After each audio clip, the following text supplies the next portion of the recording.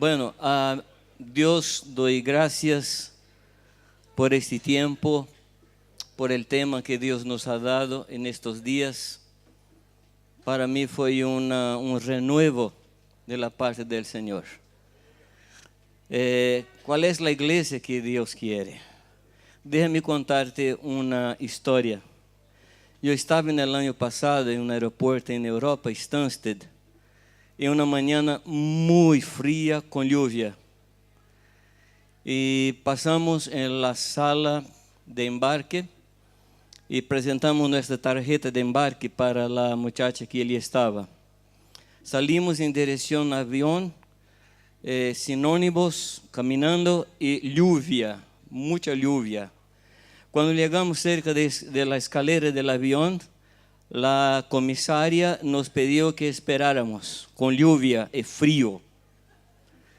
Y sucedió una cosa muy interesante, que todos fuimos para abajo del avión para nos proteger de la lluvia. Y cuando subimos la escalera, la mujer pedía nuevamente la tarjeta de embarque. Yo estaba, ¿por qué? Porque estaba todo mojado. Entramos en el avión y empecé a pensar, Señor, ¿por qué esto? Porque 2 veces conferí la tarjeta de embarque. Y Dios me habló una cosa muy interesante.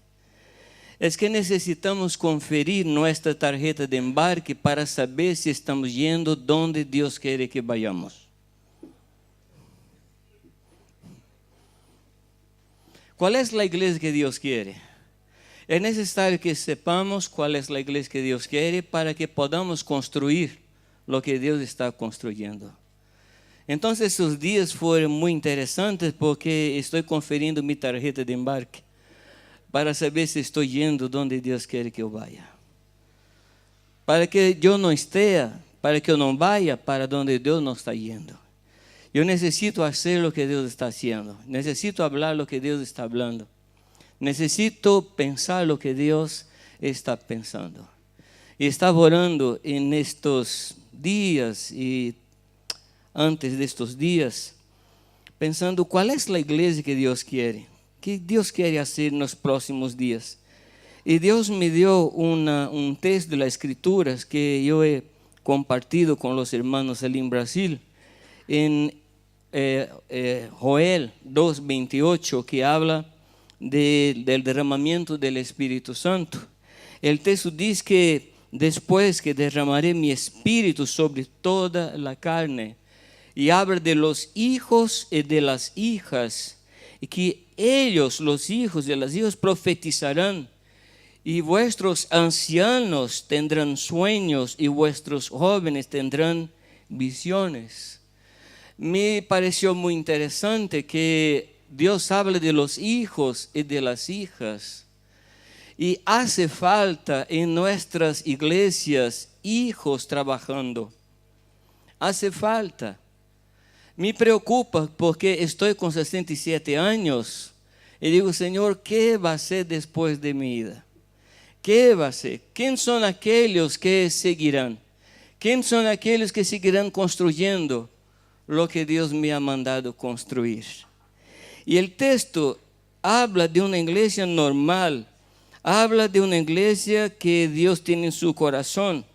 La iglesia que Dios tiene en su corazón es una iglesia de ancianos y de jóvenes. No solamente de ancianos, pero ancianos y jóvenes. Este texto habla de jóvenes con visión y ancianos con sueño. Los sueños hablan del pasado, la visión habla del futuro. Es característica de nuestros jóvenes mirar hacia adelante y es característica de los ancianos mirar hacia atrás. Pero estas 2 miradas son muy importantes para que la iglesia crezca. La visión de los jóvenes hacia adelante, pero la visión de los ancianos hacia atrás. Es decir, jóvenes con visión, ancianos con sueño, jóvenes con aventura y ancianos con experiencia, jóvenes con fuerza y los ancianos con sabiduría, jóvenes con avance y los ancianos con fundamento. Necesitamos estas 2 fuerzas para que la iglesia pueda ser una iglesia normal. Me preocupa, queridos, que como alguien habló aquí, que perdemos una generación. La iglesia en Brasil sufrió o tuvo dos grandes influencias. La primera influencia fue influencia de un movimiento que había en Estados Unidos y Canadá, lluvia tardía, se dice, lluvia tardía. Aaron Baxter, Derek Prince, hombres tremendos que nos influenciaron con la estructura de la iglesia, visión de la iglesia, los ministerios. Y después, en los años 60, comienzos de los años 70, recibimos una tremenda influencia de Argentina, de Chile. Me acuerdo de la primera vez que venía aquí en Río Tercero, ¿no? En Embalse. No sé cuántos estaban aquí en aquel entonces. Sí, nuestro ómnibus vino de São Paulo hasta Embalse y tomó 100 horas de viaje. Un viaje tremendo. En ese tiempo, a Biblia se convirtió en el ómnibus. Fue un viaje tremendo. Y recibimos entonces mucha influencia de Argentina, de Chile, de Estados Unidos. De Argentina y Chile recibimos la visión de cuidar de personas, de tocar, de hacer discípulos. De Estados Unidos recibimos la influencia de la vida de la iglesia, la estructura, los ministerios. Pero queridos, incorremos en un error muy grosero, ¿cómo sería? Un error grande, que trabajamos con familias, trabajamos con personas, escuchamos que necesitamos tener padres muy bien ubicados, mujeres bien ubicadas, hijos temerosos, buenos profesionales, pero el hecho es que teníamos familias muy lindas, pero híbridas. ¿Híbridas se dice? Esse foi um problema sério que tivemos em Brasil. Há um aeroporto cerca de minha casa, de onde sai praticamente todas as manhãs um grande avião com frutas tropicais para a Europa. Me acuerdo de los mangos. ¿Mangos se dice? Mangos lindos, hermosísimos, que se vendem em Europa a casi preço de ouro. E me perguntava por que os europeus não sacam a semilha e plantam em Europa para que não necessite importar mais de Brasil. ¿Será por clima? Não, porque há de todo clima na Europa. O sul da Europa tem clima como de los trópicos. Pero o que sucede? É que os brasileiros enviam mangos híbridos. Não produzem, a semilha não produz.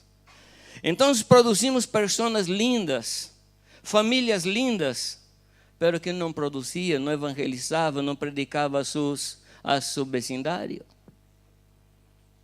E me dá pena, Oscar, que me parece que perdemos uma geração. E hoje dia estou orando ao Senhor, Senhor, levanta jovens, levanta adolescentes, necessitamos de adolescentes. Nosotros somos los arcos, los ancianos. Los jóvenes son las flechas. Nosotros no podemos ir donde ellos pueden ir. No tenemos fuerza. Me acuerdo que en el comienzo de mi vida ocurrió alguna cosa más o menos parecida con lo que ocurrió contigo, mi tía. Porque el pastor de mi iglesia nos tomaba y nos ponía en las favelas para predicar. Lugares terribles. Y después de él, Dios me dio un posgrado que mi padre en la fe me llevó para el Amazonas. Y una vez yo estaba en una iglesia que no tenía pastor y allí él estaba predicando sobre el bautismo del Espíritu Santo. Y cuando terminó, los hermanos pidieron que él se quedara una semana más. Y yo estaba con él visitando, estaba viajando con él. Y él habló a los hermanos, yo no puedo quedarme, pero ya me puede. ¿Cómo puedo quedarme? Tenía más o menos 6 meses de conversión. Es decir, que me empujó afuera del nido, sin paracaídas. Nunca oré tanto en mi vida. Porque necesitaba predicar todas las noches. Y Dios hizo un tremendo milagro en aquella semana con aquella iglesia. Entonces, desde este tiempo percibí que Dios hace la obra, no yo. Dios hace la obra. Necesitamos volver nuestros corazones a los jóvenes. En Malaquías, la palabra dice que el Espíritu Santo vendría y convertiría nuestros corazones a los hijos. Y no creo que la palabra está hablando solamente a los hijos naturales, a los hijos espirituales. Convertir es volver el corazón hacia ellos. La promesa de Dios es que el corazón de los padres iba a convertir a los hijos y como consecuencia el corazón de los hijos se convertirá a los padres. Hay muchos pastores que dicen, nuestros jóvenes no quieren nada con Dios, pero queremos alguna cosa con los jóvenes. Nuestros jóvenes no están con el corazón en Dios, pero tenemos el corazón para los jóvenes. Es una tarea, es una obra del Espíritu Santo. Convertir nuestro corazón. Convertir es cuando volca, se dice, vuelca en dirección a. Dios convirtió su corazón hacia nosotros y quiere que nosotros convertamos nuestro corazón a los jóvenes. La iglesia no tendrá futuro si nuestros jóvenes no fueron bien atendidos por nosotros en un pastoreo efectivo. Yo estoy muy cerca del pensamiento de Jan. Necesitamos pastorear para que tengamos la iglesia que Dios quiere. Y pastorear, yo comprendo que tiene por lo menos 4 cosas que necesitamos hacer. La primera cosa, presentarlos a la vida eterna. Levar a los jóvenes a experimentar vida eterna. Y vida eterna no habla de futuro, habla de conocer a Cristo, tener intimidad con Cristo, tener relación con Cristo. Infelizmente, nuestra cultura es muy influenciada por la cultura griega, que cuando tenemos la palabra conocer, pensamos en culmar informaciones. Pero debemos nos recordar que la Biblia no fue escrita por griegos, aún que en la lengua griega, pero fue escrita por judíos. Y cuando habla de conocer, habla de tener una experiencia personal, de probar, de sentir el sabor. Vida eterna es la primera tarea que debemos trabajar para que nuestros jóvenes tengan vida eterna, conocer a Cristo, tener intimidad con Él. La segunda cosa, alimentación balanceada se dice. Buena nutrición.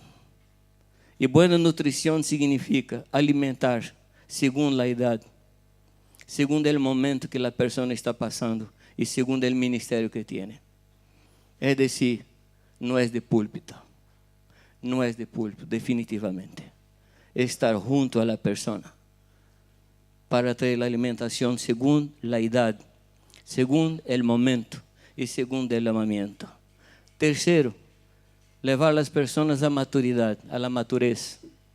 Y madurez habla de tener responsabilidad. Y uno solo aprende responsabilidad recibiendo tareas. Muchas veces miramos a nuestros jóvenes y decimos, no son capaces. Pero ¿cuándo van a ser capaces? ¿Tú te acuerdas cuando tú comenzaste que también tú no tenías capacidad?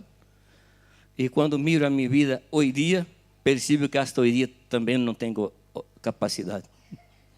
Pero Dios me ha dado tareas. Responsabilidad que se recibiendo tareas. Necesitamos dar tareas. Levar nuestros hijos, nuestros jóvenes a tener capacidad de decisión.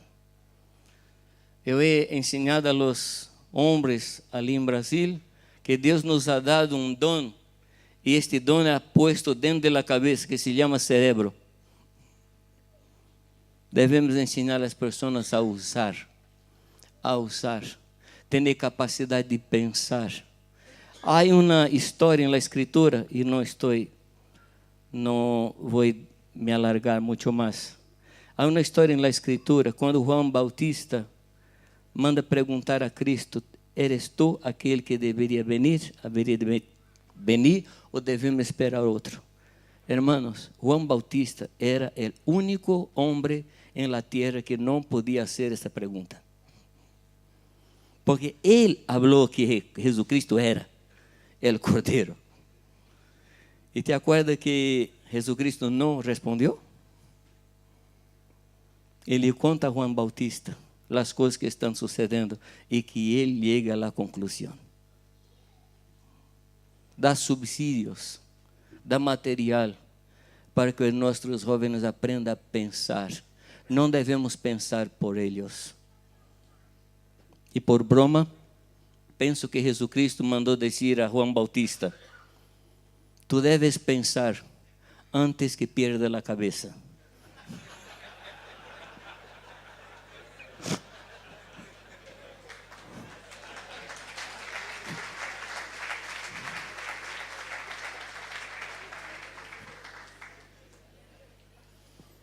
Levar a nuestros jóvenes a autonomía.